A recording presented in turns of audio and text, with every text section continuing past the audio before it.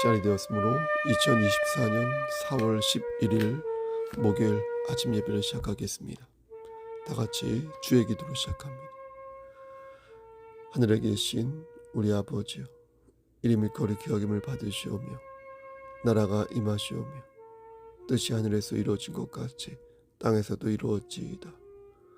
오늘 우리에게 일용할 양식을 주시옵고 우리가 우리에게 죄 지은 자를 사하여 준 것 같이 우리 죄를 사하여 주시옵고 우리를 시험에 들게 하지 마시옵고 다만 악에서 구하시옵소서. 나라와 권세와 영광이 아버지께 영원히 있사옵나이다. 아멘. 거룩하시고 자비로우신 하나님 아버지, 하나님의 크신 사랑을 진심으로 감사드립니다. 오늘도 예배로 하루를 열 수 있도록 혹은 예배 드릴 수 있도록 허락하여 주시는 애 감사합니다. 하나님, 오늘도 성령 하나님과 동행하는 그런 삶을 살기를 소원합니다.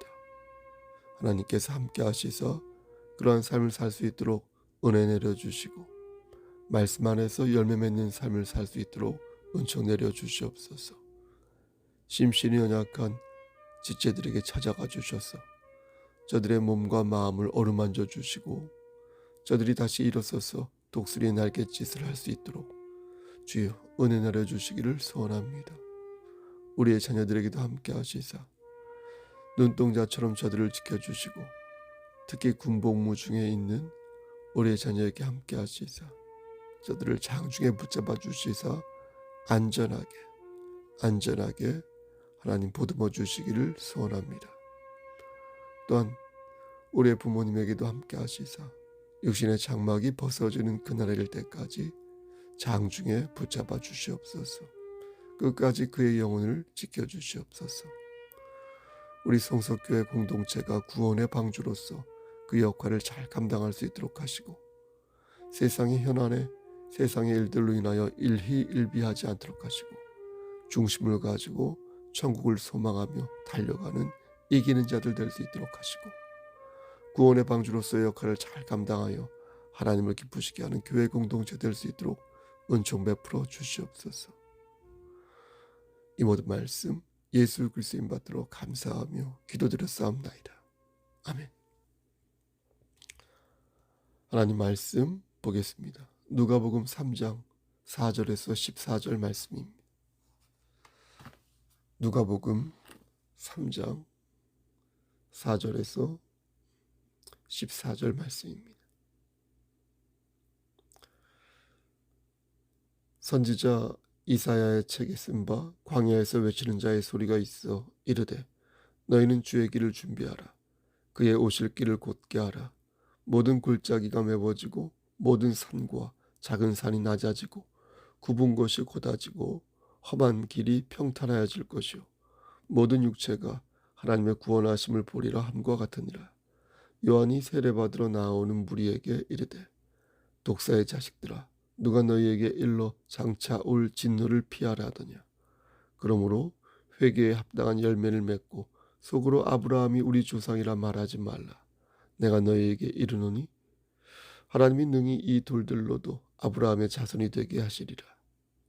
이미 도끼가 나무 뿌리에 놓였으니 좋은 열매 맺지 아니하는 나무마다 찍혀 불에 던져지리라. 무리가 물어 이르되 그러면 우리가 무엇을 하리이까? 대답하여 이르되 옷 두 벌 있는 자는 옷 없는 자에게 나눠줄 것이요 먹을 것이 있는 자도 그렇게 할 것이니라 하고 세리들도 세례를 받고자 하여 와서 이르되 선생이여 우리는 무엇을 하리이까 하매 이르되 부가 된 것 외에는 거두지 말라 하고 군인들도 물어 이르되 우리는 무엇을 하리이까 하매 이르되 사람에게서 강탈하지 말며 거짓으로 고발하지 말고 받는 금료를 족한 줄로 알라 하니라. 아멘. 하나님 이 말씀을 들어 사용하여 주시옵소서. 예수님의 이름으로 기도하였습니다. 아멘. 말씀을 아주 짧게 전하도록 하겠습니다. 해묵은 논쟁이지만 세상은 영웅에 의해 움직여질까요? 아니면 대중에 의해 움직여질까요? 만약 대중의 수준이 높지 않다면 세상은 한 사람에 의해 좌우될 확률이 높을 것이요. 만약 대중의 수준이 높다면 세상은 한 사람에 의해 좌지우지하기보다 집단 지성에 의해 움직여질 확률이 높을 것입니다. 그러니까 그 사회는 국민의 수준에 따라, 역량에 따라 개인이 큰 영향을 미치거나 혹은 집단이 큰 영향을 미칠 수 있을 것입니다. 박정희 대통령이 대통령으로 있었을 때는 국민의 수준이 그리 높지 않았습니다. 물질적으로나 정신적으로 많이 부족하여서 누군가 나서서 주도적으로 비전을 제시하고 난국을 돌파해야만 하는 그런 상황이었습니다. 1979년 11.6 사태가 일어난 후 그의 12.12죠. 전두환 군부가 대한민국을 점거하였습니다. 다음에 1980년 5월 18일 광주 민주화운동이 일어나면서 민주주의가 태동하였는데요. 당시 시민들이 저항할 수 있었던 까닭은 국민의 의식 수준이 이전보다 조금 성장하였기 때문입니다. 그러니까 박정희 정권 때는 국민의 수준이 그리 높지 않았는데 여러 역사적 사건을 경험하면서 짧은 기간이지만 그 의식 수준이 좀 향상된 것입니다. 하지만 어떻습니까? 국민의 의식 수준은 여전히 미흡했습니다. 불의를 보고 모른 척했고 그 후로도 진실이 아닌 것을 진실이라 말하였으며 여러 시행착오 끝에 그러면 아니 됐다는 것을 뼈저리게 배웠으나 여전히 그 잘못을 반복하였습니다. 역사를 왜곡하는 일을 서슴지 않았고 수시로 죄가를 합리하면서 집단지성을 군중심리로 내려 끌었습니다. 저열한 자본주의도 이것에 한 몫을 더하였습니다. 자율경쟁과 개방 확대에 따라 인간을 도구화한 일이 빈번해졌고요. 그로 인하여 인간 사회가 곳곳에서 자행되었습니다. 일어났습니다. 물질적으로는 풍요로워졌으나 정신적으로는 피폐해졌고 곳곳에 염세주의와 허무주의가 판을 치면서 공허한 삶이 주류가 되었습니다. 사람들은 이러한 난국을 돌파할 영웅을 기다렸고 삶이 고달프면 고달플수록 보다 세고 능력 있는 영웅의 출몰을 기대했습니다. 하지만 그런 영웅은 등장하지 않았습니다.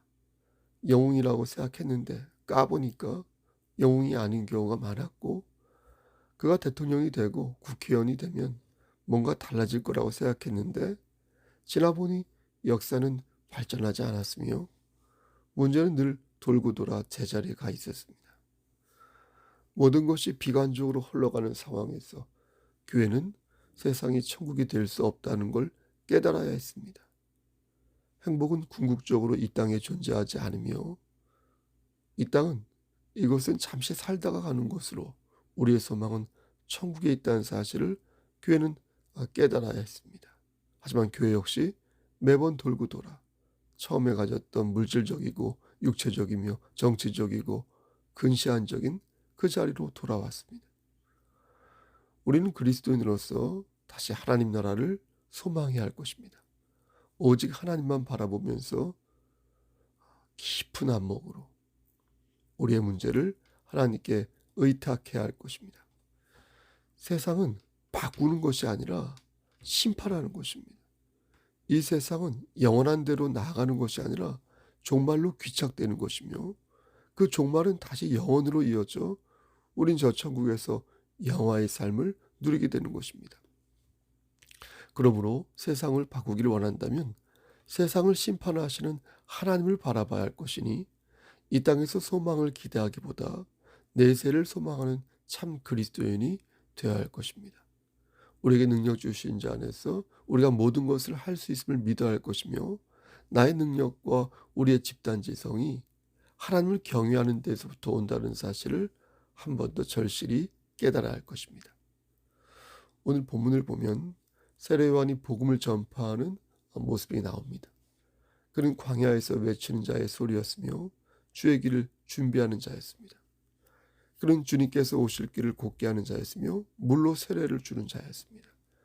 그는 세례를 받으러 나오는 무리에게 독사의 자식들아 누가 너희에게 장차 올 진노를 피하라 하더냐 라고 일갈하였습니다.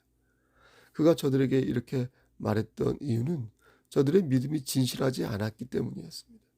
저들은 위기를 모면하기 위해 술책을 부렸고 세례요한은 그 모습을 보고 그들의 믿음이 진실하지 않다는 것을 안 것입니다. 세례 요한은 말했습니다. 회개에 합당한 열매를 맺어라. 이 독사의 자식이 되기 싫거든 회개에 합당한 열매를 맺어라. 그렇지 않으면 좋은 열매를 맺지 아니하는 나무마다 찍혀서 불에 던져지리라. 그러자 사람들이 어땠습니까? 웅성거리며 말했습니다. 그럼 어떻게 해야 되겠습니까? 세례 요한이 답했습니다. 옷이 두 벌 있는 자는 옷 없는 자에게 나눠주라. 먹을 것이 많은 사람도 그렇지 못한 자에게 나누어 주라. 이번엔 세리가 물었습니다. 선생이요, 무엇을 해야 합니까? 세례 요한이 말했습니다. 부가된 것 외에는 거두지 말라. 여러분 무슨 말입니까?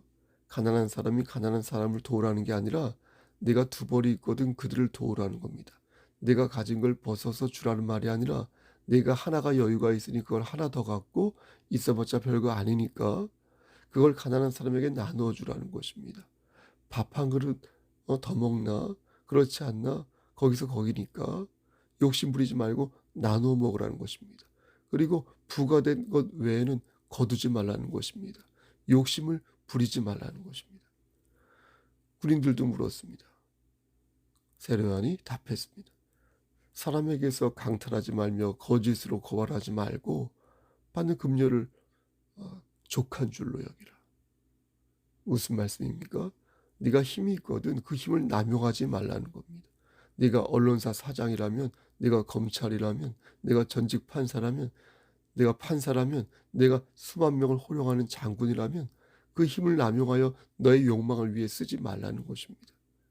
만족하라는 것입니다. 사랑하는 성도 여러분, 지금의 상황에서 조금이라도 나아지기를 원한다면 우리가 선 그 자리에서 회개에 합당한 열매를 맺어야 할 것입니다. 사람에게서 강탈하지 말고 거짓으로 고발하지 않으며 믿는 자로서 타의 귀감이 되는 삶을 살아야 할 것입니다. 물론 그렇게 해도 크게 나아진 일이 없을 수도 있습니다. 하지만 하나님께서는 그러한 우리의 모습을 보시고 당신의 때를 안 빼앗아 우리를 기특하게 여기시거나 우리를 불쌍하게 여기셔서 긍휼을 베풀어 주실 것입니다.